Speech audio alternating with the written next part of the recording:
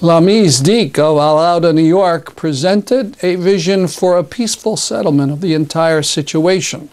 One democratic state. In this movement, because essentially when Palestinians voted for Hamas under internationally monitored elections, they weren't only voting for an Islamic government. In fact, many of those who voted for Hamas were Christian.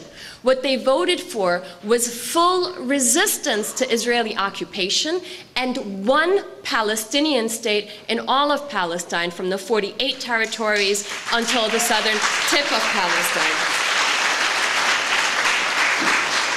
And that call is really simple. It's a call to be treated as equals on all levels, on the economic, on the social, on the political, on the human. Full equality with the rest of mankind. The right to return and remain in their homes in dignity. The right to live without restrictions. The right to visit their brothers and sisters in Syria and Lebanon and Egypt, and to be reunited as one part of the Arab world as they were before 1948. For one democratic state in all of Palestine.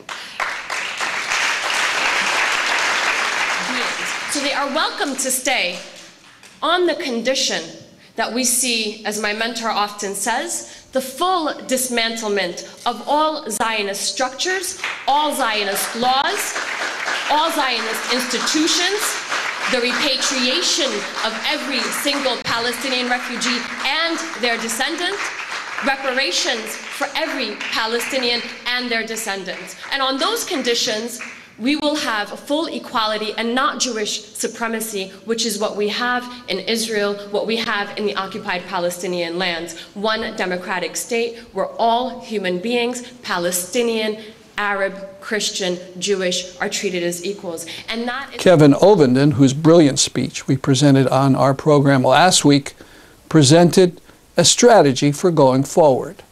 They're forced to try to redefine the siege. Today, the Israeli government announced it was going to allow more goods in. It's very interesting when you look what they say they'll allow in now that have not been allowed in for 4 years. Children's toys are some of them. But the construction goods, and above all, the free movement of people and of goods and of capital, which is critical for the development of Gaza and Palestine as a free and independent entity, is something that they're not allowed, prepared to happen. And we need to give a clear answer that nothing less